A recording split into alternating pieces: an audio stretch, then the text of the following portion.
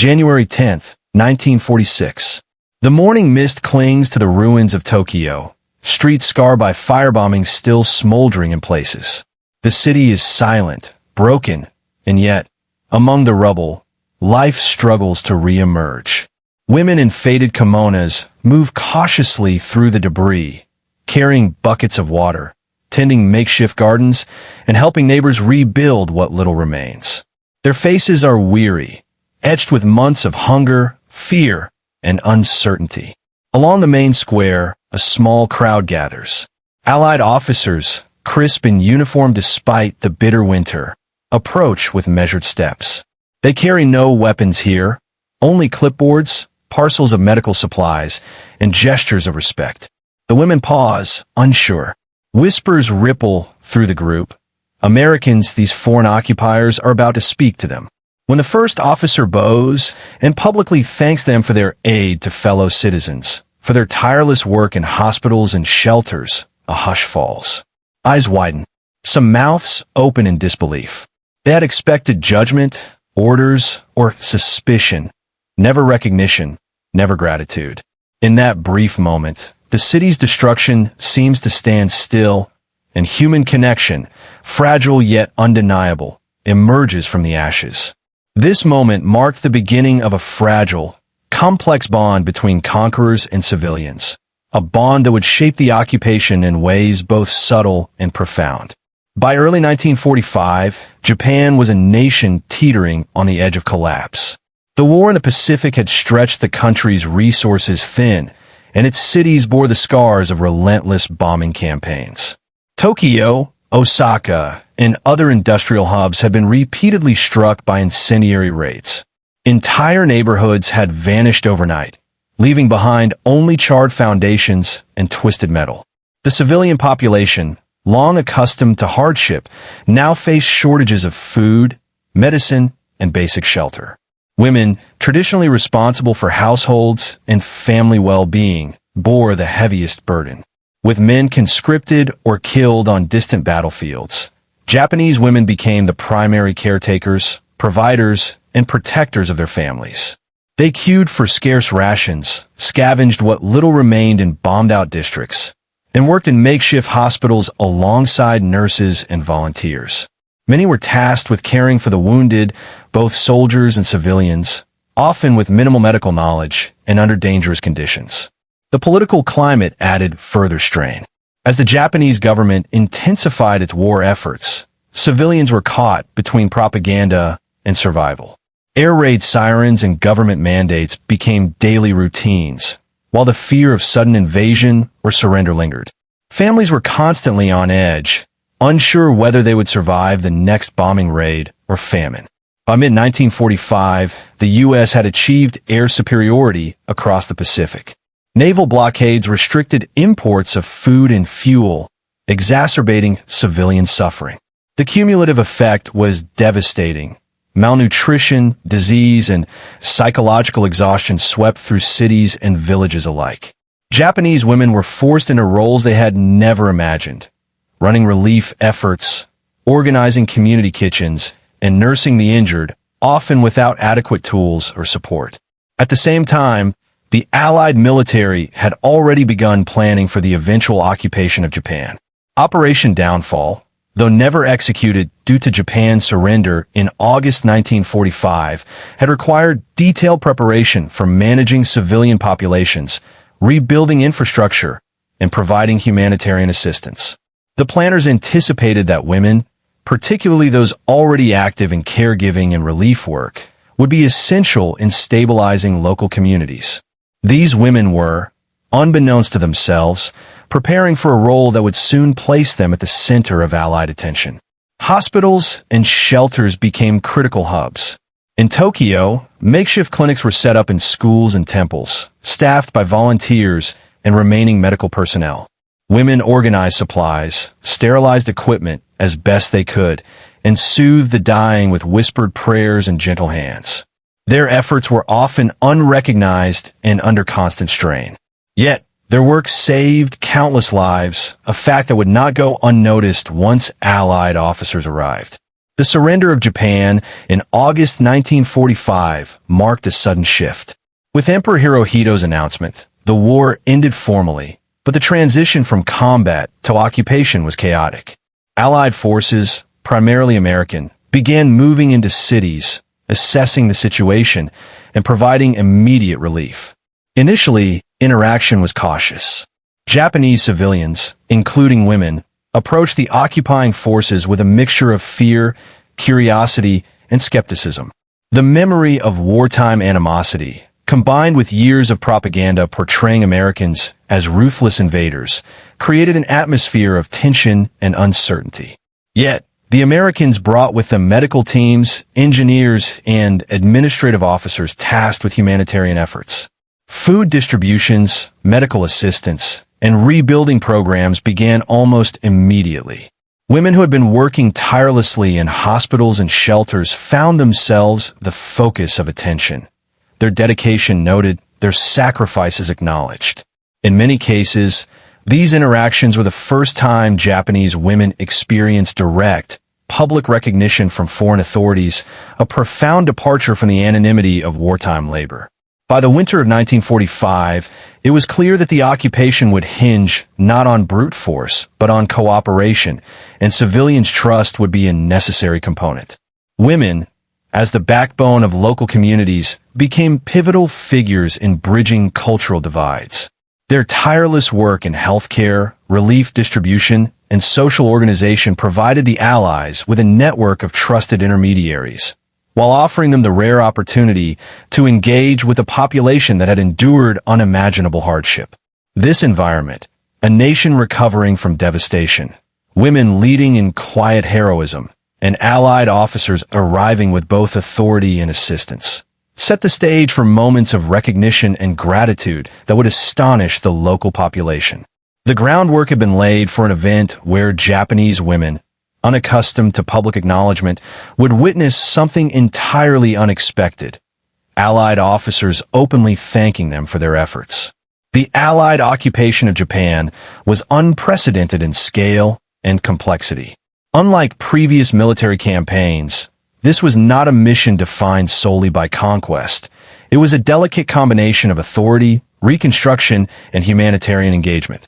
American forces faced a population devastated by years of war, starvation, and the psychological trauma of sudden surrender. In every city, the need for coordinated relief was immediate. Allied planners prioritized civilians, recognizing that their survival and cooperation would determine the occupation's success. Teams of military administrators, engineers, and medical officers were dispatched to assess conditions, distribute food, and organize public health initiatives. Hospitals were expanded or rebuilt, sometimes within days of Allied arrival.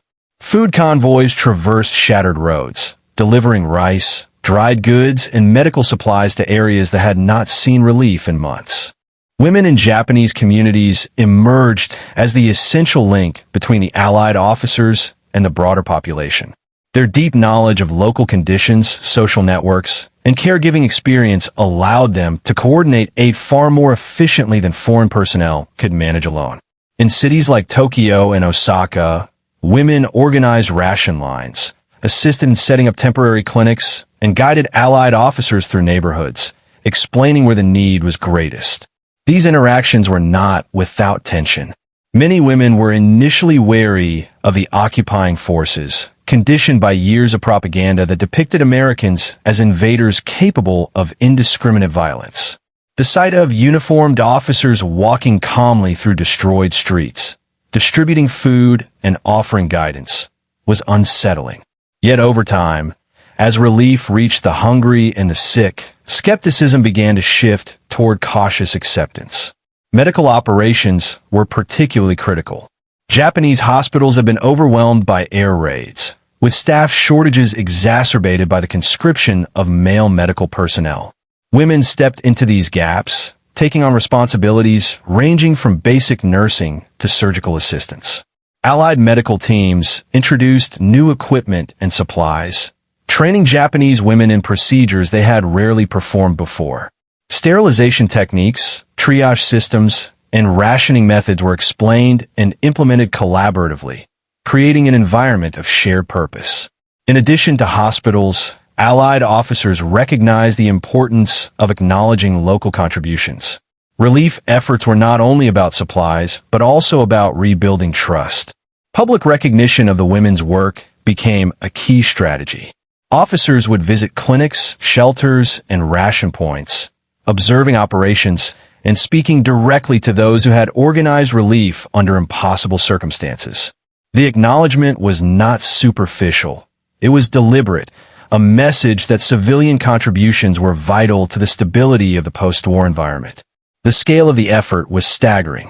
In the months following surrender, millions of Japanese civilians received assistance, much of it coordinated with the help of local women.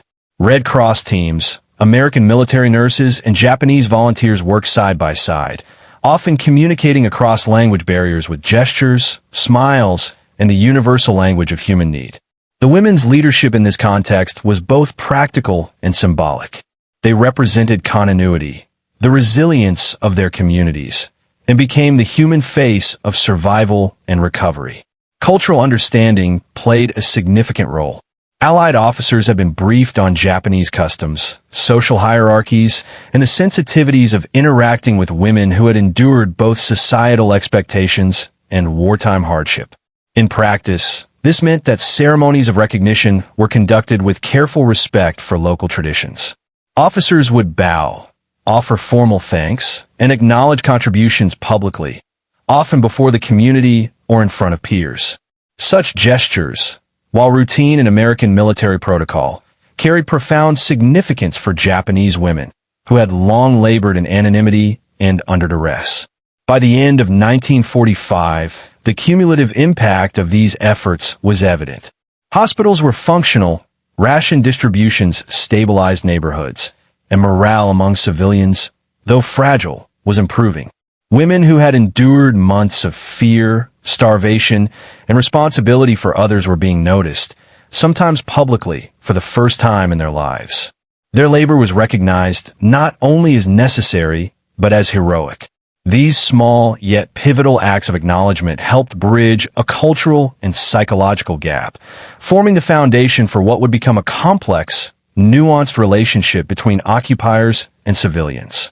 It was in this environment, a devastated nation, a population cautiously recovering, and women emerging as essential actors in relief and healthcare, that the stage was set for moments of profound recognition.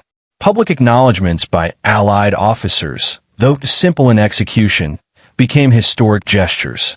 Japanese women, trained in endurance and resilience, found themselves the recipients of gratitude from those who had only recently been the enemy. The recognition was not merely ceremonial, it was transformative. It symbolized a shift in perception from anonymity and survival to visibility and validation. It was a quiet turning point in the post-war experience, one that would leave a lasting imprint on the collective memory of these women and their communities, and naturally leads into examining the event from multiple perspectives and angles. Human perspective, Japanese women's experiences. For Japanese women, the occupation brought an abrupt confrontation with both fear and hope. Throughout the war, they had endured air raids, food shortages, and the absence of male family members conscripted to the front. Many had taken on responsibilities that went far beyond traditional roles, caring for the sick, managing rationed food, and maintaining fragile community structures amidst chaos. Their efforts were often invisible, unacknowledged, and, at times, risky. The arrival of Allied officers presented a profound psychological challenge. Women had been taught to view the Americans as invaders, threats capable of indiscriminate destruction. Yet, they were now faced with a reality that contradicted years of expectation.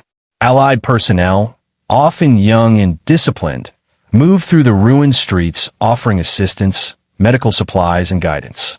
Some women were invited to assist directly in hospitals and shelters, their knowledge and organizational skills suddenly recognized as invaluable.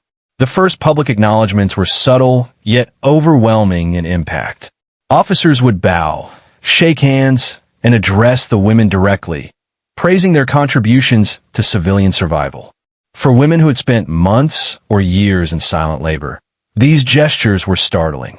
Many were struck dumb, some moved to tears, and others felt a surge of cautious pride. It was a new kind of visibility, not for political loyalty, not for propaganda, but for practical humanitarian achievement. In these moments, their wartime sacrifices were validated, and the psychological weight of anonymity began to lift. Tactical/operational perspective, Allied planning and strategy. From the Allied viewpoint, the recognition of civilian efforts was not merely ceremonial. Occupation strategy emphasized stability and cooperation, understanding that civilian morale was critical to preventing unrest and ensuring smooth governance. Women, particularly those active in healthcare and relief work, were seen as natural intermediaries between military authority and the civilian population. Allied officers coordinated efforts meticulously. Intelligence reports had mapped destroyed neighborhoods, supply needs, and population densities. Hospitals and clinics were prioritized for reinforcement, and women already engaged in caregiving were identified as key operational partners. They assisted in ration distribution, maintained records, and advised on local needs. In essence, Japanese women became critical nodes in the network of post-war governance, bridging cultural, linguistic, and logistical gaps. Public acknowledgement served a dual purpose. It not only recognized genuine humanitarian effort, but also reinforced compliance and collaboration with Allied authority. By publicly thanking women in communities, officers sent a message. Civilians' work mattered, and their cooperation was valued. These tactical gestures were subtle yet effective, fostering goodwill, reducing tension, and demonstrating that the occupation was not solely about control, but also about reconstruction and mutual survival. Technological/logistical perspective, medical and relief innovations.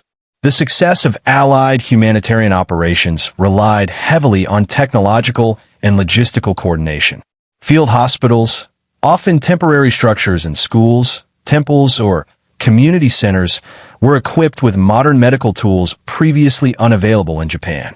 Sterilization equipment, surgical instruments, and medicines were delivered in crates and transported across damaged infrastructure.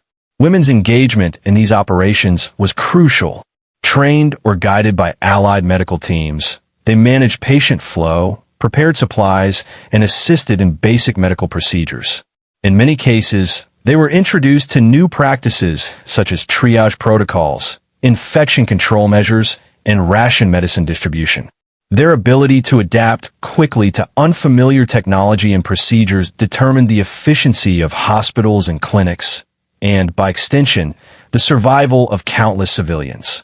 Logistically, coordination of food and medical aid was no minor feat. Roads were partially destroyed, transportation vehicles scarce, and communication networks unreliable. Women provided critical local knowledge, identifying accessible routes, the most vulnerable households, and the sickest patients.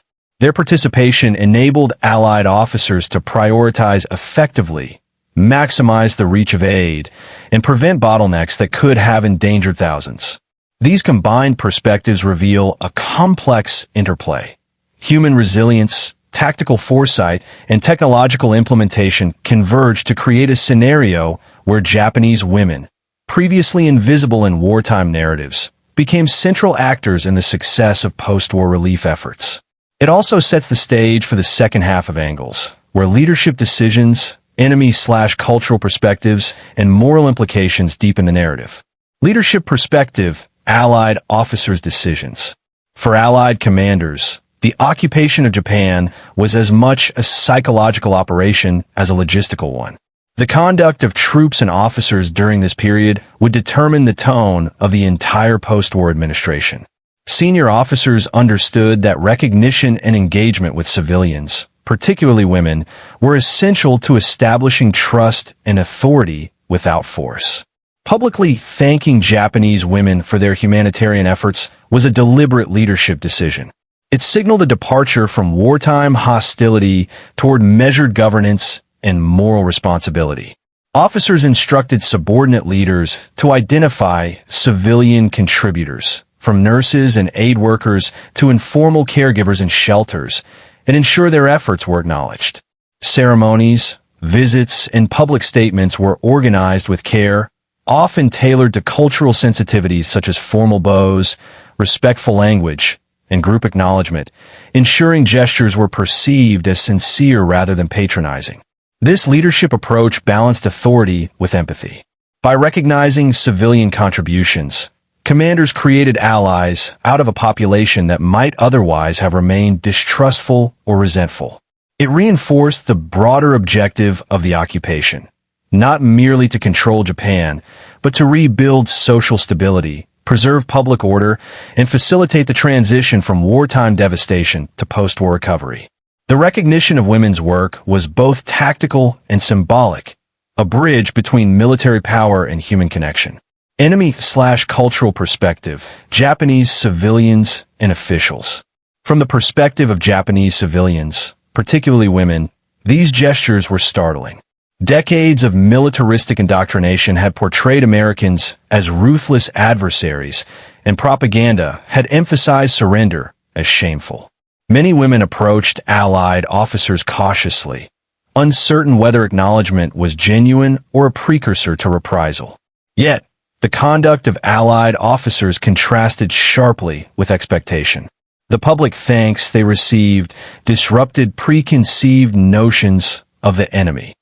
Women who had labored in hospitals, shelters, and ration centers found themselves at the center of formal ceremonies, invited to stand in groups, and addressed directly with praise for their contributions. It was a moment of cultural dissonance. Humility and service, long expected to remain invisible, were suddenly recognized. Even Japanese officials, who initially viewed Allied occupation with suspicion and resentment, observed the interactions closely. They recognized the strategic value of leveraging women's influence within local communities.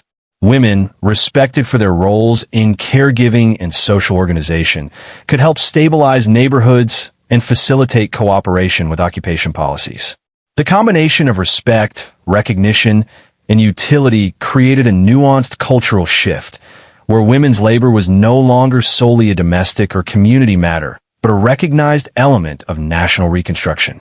Moral/ethical perspective, humanity amid occupation. The public acknowledgement of Japanese women by Allied officers carried profound moral weight. In a war that had inflicted massive civilian suffering, where entire cities had been devastated and millions had perished, these gestures demonstrated a deliberate commitment to humanity. They were not obligatory. They were conscious, ethical choices. By recognizing women's contributions, Allied leaders emphasized the intrinsic value of civilian labor and resilience. This acknowledgement underscored the principle that wartime service was not defined solely by combat or allegiance, but by acts of care, compassion, and survival. Women who had labored tirelessly in hospitals, fed the starving, and tended to the wounded were no longer invisible figures. Their actions were morally validated in a formal, public, and cross-cultural context. The ethical implications extended beyond immediate gratitude. These acknowledgments signaled to all civilians that cooperation with relief efforts was respected and valued, encouraging continued engagement in reconstruction and stabilization initiatives. In this way, moral recognition functioned both as a human affirmation and as a practical tool for restoring social cohesion in a devastated nation. Across these angles, leadership, cultural perspective, and morality, a pattern emerges.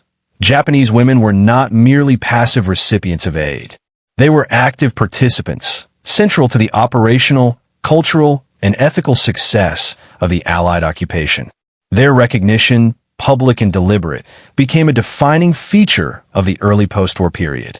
The convergence of human resilience, strategic foresight, and moral clarity set the stage for the pivotal moment of climax, when gratitude would be formalized and witnessed by entire communities, leaving lasting impressions that would ripple through the occupied cities. March 3, 1946. In a partially rebuilt district of central Tokyo, the main square had been cleared of rubble to create an open space for a rare public gathering. A temporary platform had been erected, adorned modestly with banners indicating Allied presence and administrative authority. The winter sun cast a pale light over the scene, illuminating faces marked by fatigue, fear, and anticipation. Japanese women gathered in clusters, their movements tentative, hands clasped nervously. Nurses from city hospitals, volunteers who had organized shelters, and mothers who had labored in makeshift kitchens all stood together, united by shared experience but uncertain of the moment ahead. Allied officers, dressed in formal uniforms despite the chill, walked deliberately onto the platform. Their presence was authoritative yet measured, conveying neither intimidation nor excess ceremony. The event began quietly.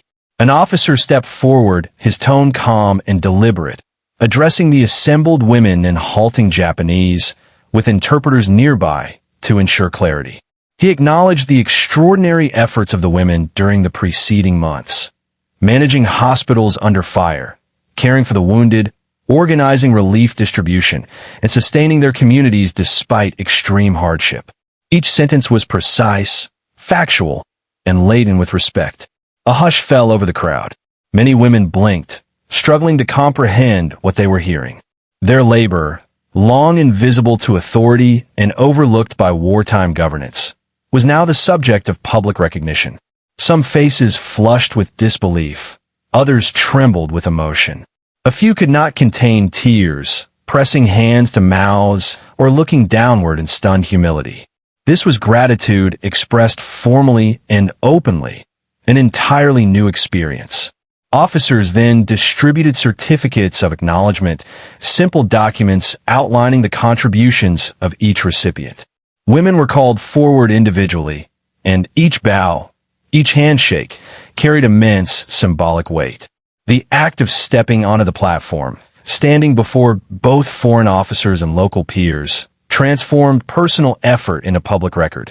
In the context of a society shaped by hierarchy and expectation, the acknowledgement was revolutionary.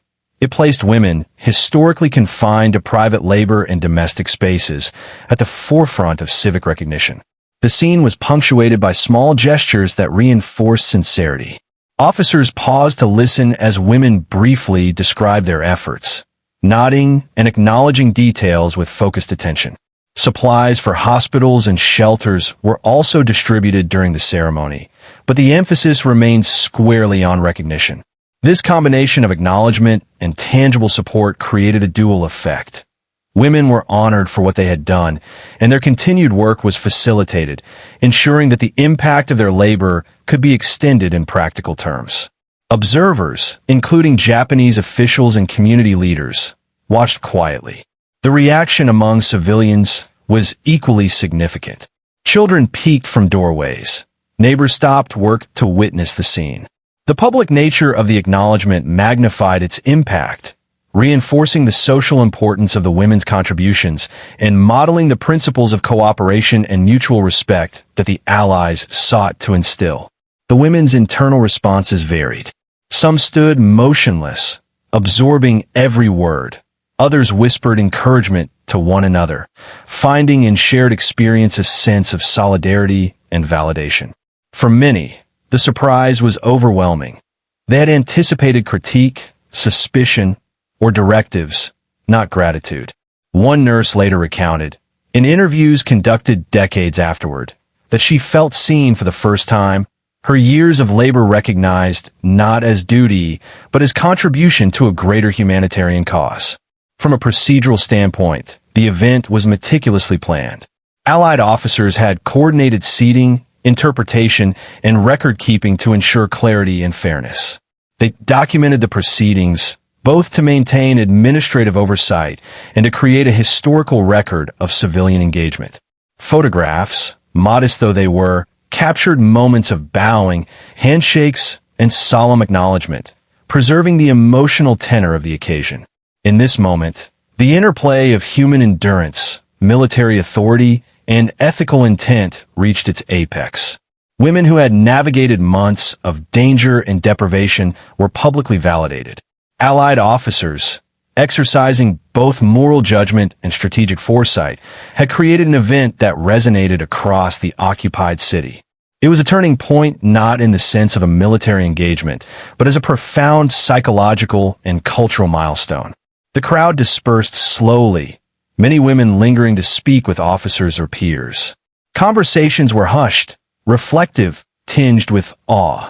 Though the city remained physically devastated, the acknowledgement provided a sense of cohesion and purpose. The women left the platform carrying certificates and supplies, but more importantly, they carried recognition, the knowledge that their labor, resilience, and compassion had been seen, valued, and remembered. This moment set the stage for subsequent gatherings in other districts, forming a ripple of recognition throughout Tokyo and beyond. It also marked the beginning of a subtle transformation in the psychological landscape of post-war Japan. Civilians, particularly women, realized that their contributions mattered to the occupying forces, fostering cooperation, trust, and a shared sense of rebuilding a shattered society. The public acknowledgement of Japanese women was more than a ceremonial gesture. It was the pivot upon which occupation policies, civilian morale, and social recovery began to rotate. And yet, the story did not end here. The consequences of this recognition, in both immediate action and long-term memory, would unfold in ways both visible and profound. Following the first ceremonies, news of Allied officers publicly thanking Japanese women spread quickly through Tokyo's districts. Word traveled by word of mouth, carried by neighbors, colleagues, and children returning from errands. The acknowledgement of female civilians, those who had long labored silently, became a topic of astonishment, pride, and cautious curiosity. The very idea that the occupying forces recognized and valued the contributions of ordinary women was unprecedented. Women who had attended the ceremonies returned to hospitals, shelters, and ration lines with a renewed sense of purpose. Some reported that their colleagues, previously skeptical of Allied intentions, were now more willing to assist in collaborative efforts. The certificates, though modest, became symbols of trust, evidence that their work had tangible, cross-cultural significance. In neighborhoods where recognition ceremonies had yet to occur, anticipation grew. Women discussed potential invitations, compared experiences, and quietly celebrated the validation of their peers. Allied officers observed these responses carefully. The psychological effect on the population was immediate. Civilians, previously passive or hesitant in cooperation, demonstrated greater initiative in rebuilding efforts. Streets that had once been empty or silent became active with communal labor. Women led community kitchens, repaired hospitals, and coordinated supplies with visible pride, their morale buoyed by official acknowledgement. Even small acts, such as organizing queues for rations or guiding officers to the most vulnerable families, were infused with new purpose and energy. The broader civilian population also began to view women differently. Traditionally confined to domestic and caregiving roles, women were now recognized as essential actors in post-war recovery. Men returning from military service or internment, as well as younger children, observed these events and internalized the significance of female labor and leadership. In this way, public acknowledgement had both immediate practical impact and subtle societal effects, reshaping community dynamics in real time. Some women, overwhelmed by the attention, experienced moments of deep emotion. Accounts from contemporaneous diaries and post-war interviews describe individuals who wept quietly while holding their certificates, unable to articulate the mixture of disbelief, pride, and relief. Others recounted the awkwardness of stepping into the spotlight, having spent years in service without recognition. Yet even discomfort was tempered by the undeniable sense of validation.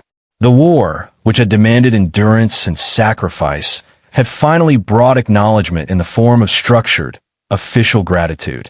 Allied officers noted that the recognition also reinforced discipline and professionalism among their own ranks.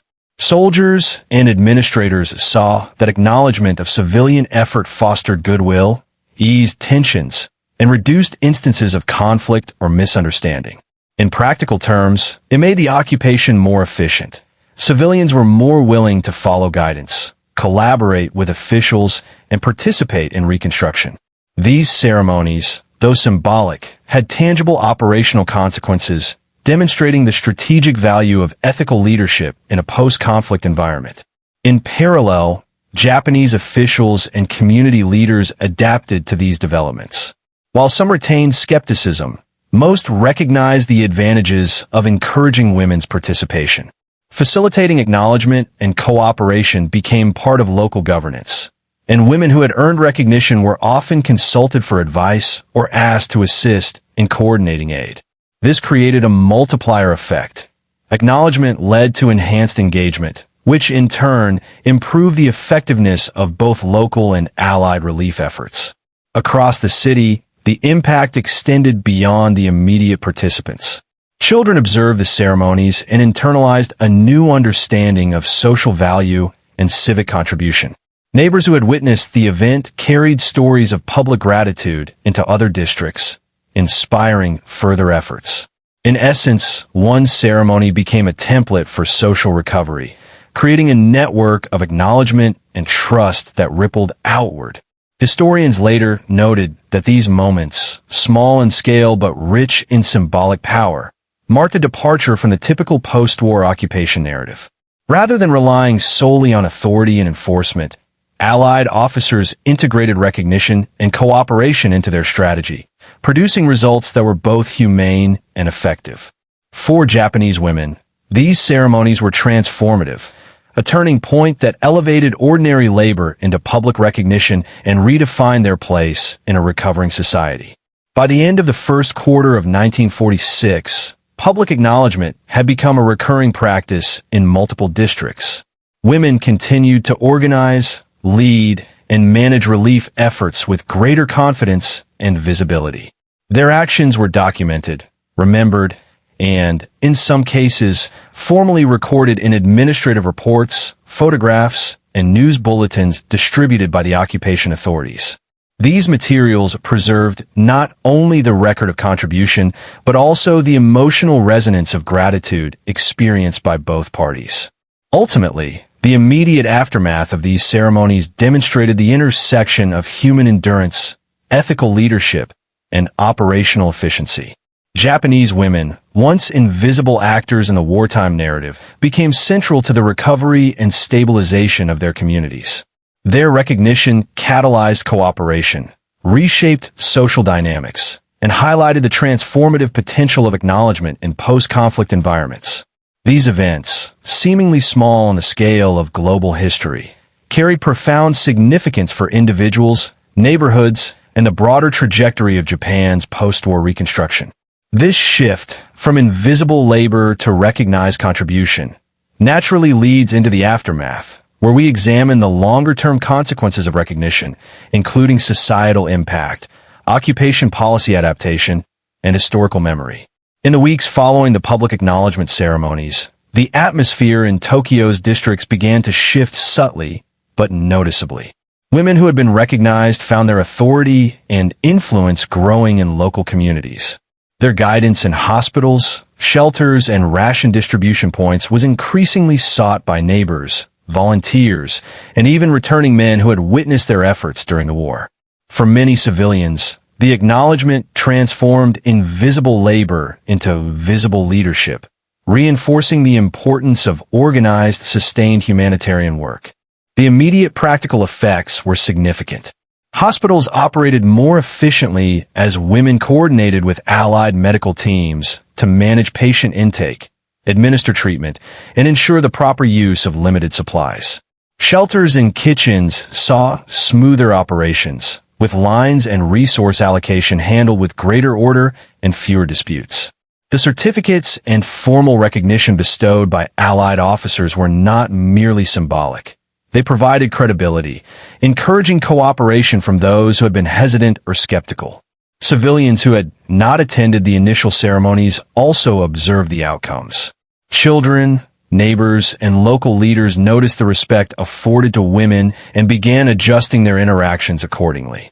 The social hierarchy within districts shifted slightly. Women who had previously labored quietly were now viewed as central figures in the functioning and recovery of their communities. Their roles, though always critical, were now publicly validated, encouraging continued engagement in relief and reconstruction efforts. The Allied administration recognized the broader utility of these acknowledgments. Officers saw that public gratitude fostered trust and improved communication with civilian populations. Reports from military planners highlighted how recognition ceremonies enhance morale, reduce tension, and encourage compliance with reconstruction directives. Rather than relying solely on orders and enforcement, the occupation could achieve tangible results through respect, cooperation, and acknowledgement of effort. Even in areas beyond Tokyo, the ripple effect was evident. Nearby districts began organizing similar events, often coordinated through local women who had witnessed the first ceremonies. These gatherings were smaller in scale, but carried the same core elements: acknowledgement of humanitarian labor, distribution of supplies, and visible interaction between civilians and Allied personnel.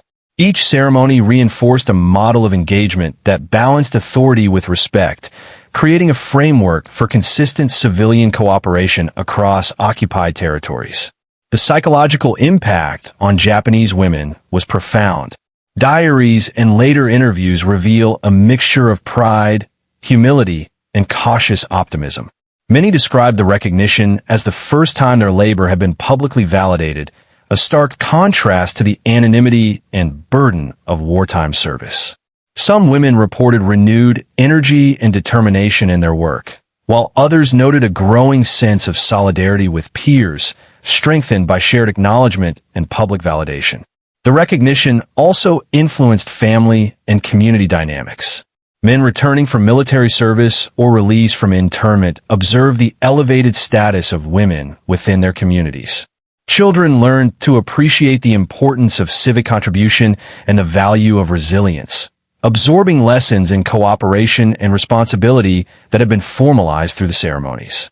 In this way, public acknowledgement reshaped social perception and contributed to rebuilding the moral and organizational fabric of war-torn neighborhoods. From the perspective of the Allied officers, the short-term aftermath confirmed the strategic efficacy of their approach. Coordination with women had improved operational efficiency, facilitated logistics, and strengthened the foundation for long-term stabilization. The ceremonies were documented in reports, photographs, and administrative records, creating a historical archive that both validated the efforts of civilians and provided lessons for future occupation and reconstruction operations. Ultimately, these early weeks after the public acknowledgments demonstrated a critical intersection of human resilience, ethical leadership, and practical administration. Japanese women had moved from invisible, burdened laborers to recognized, influential actors. Communities became more organized, morale improved, and the occupation itself benefited from enhanced civilian cooperation. These outcomes set the stage for examining the longer-term consequences of recognition in a broader historical and societal context. As 1946 progressed, the effects of public acknowledgement became embedded in both occupation policy and community practice. Allied officers, having witnessed the success of recognition ceremonies, incorporated them into broader administrative strategy. In multiple districts, Japanese women were systematically engaged in relief coordination, hospital management, and ration distribution. Their contributions formally recorded and, in some cases, publicly highlighted. These measures reinforced the perception that civilian labor, particularly by women, was essential to societal recovery. The long-term social impact was equally profound. Women who had been acknowledged during the initial ceremonies were seen as leaders within their neighborhoods, guiding community rebuilding efforts and mentoring younger women. Their visibility reshaped gender dynamics in subtle but meaningful ways, granting authority and social recognition previously reserved for male figures.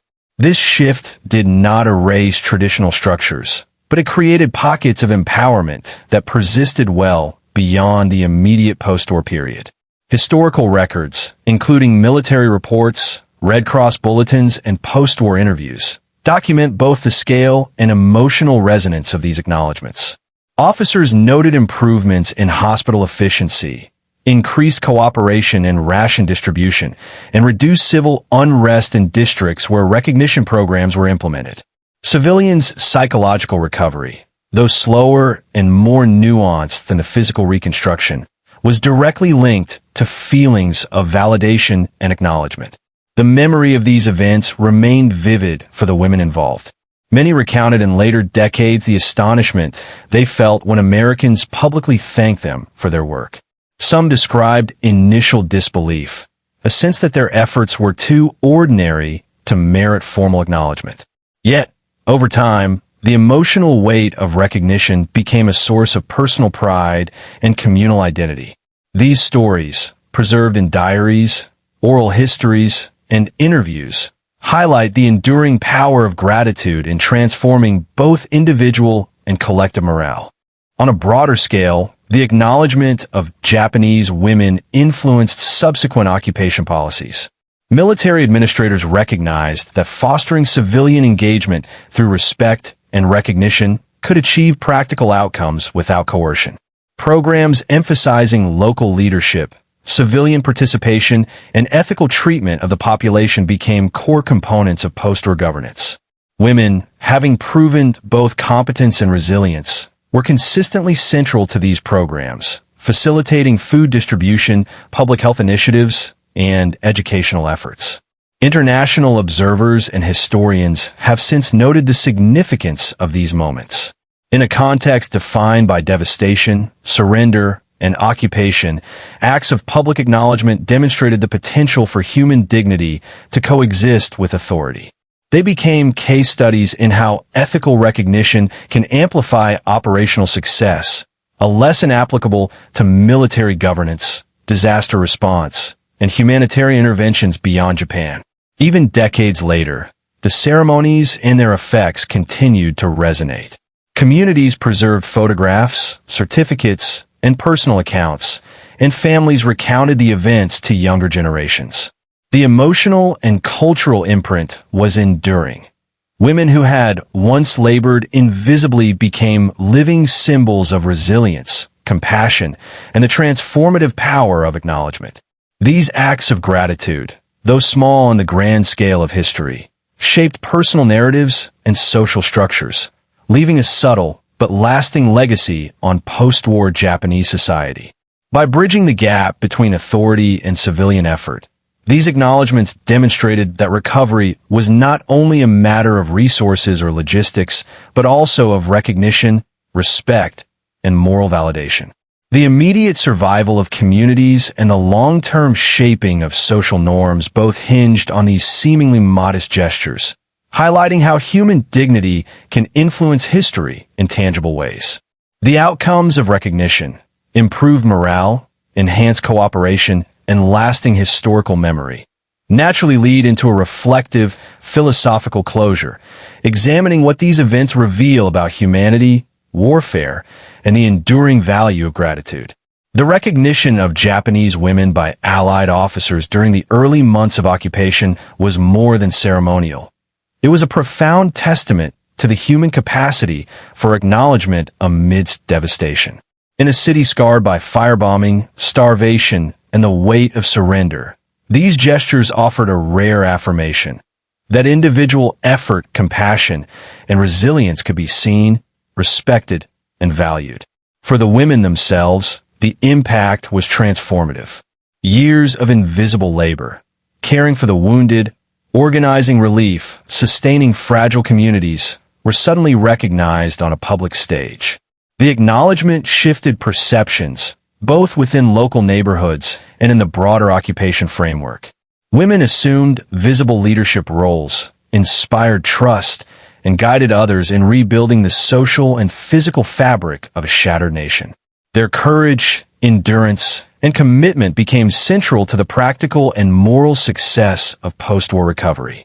From a historical perspective, these moments illustrate a profound intersection of ethics, strategy, and human psychology. Allied officers understood that rebuilding a nation required more than food, medicine, or infrastructure. It required respect, validation, and trust. Public acknowledgement was not mere symbolism. It was a strategic tool that enhanced cooperation, reduced tension, and fostered a sense of shared purpose. The combination of moral clarity and operational foresight demonstrated the power of recognition in shaping both immediate and lasting outcomes. Ultimately, these events remind us that even amidst the devastation of war, acts of gratitude can bridge divides, restore dignity, and transform communities. They highlight the enduring significance of individual contributions, particularly those made quietly, without expectation of reward. In the ruins of Tokyo, women who had labored in silence were given a voice, a presence, and a legacy that would echo through generations. In reflecting on these moments, we see that history is not shaped solely by armies or leaders, but also by the quiet courage of ordinary individuals. Recognition, respect, and moral acknowledgement can alter the trajectory of recovery and redefine the human experience in the aftermath of conflict. In the story of post-war Japan, the gratitude of Allied officers became a lasting symbol of humanity's capacity to honor resilience, even in the darkest times.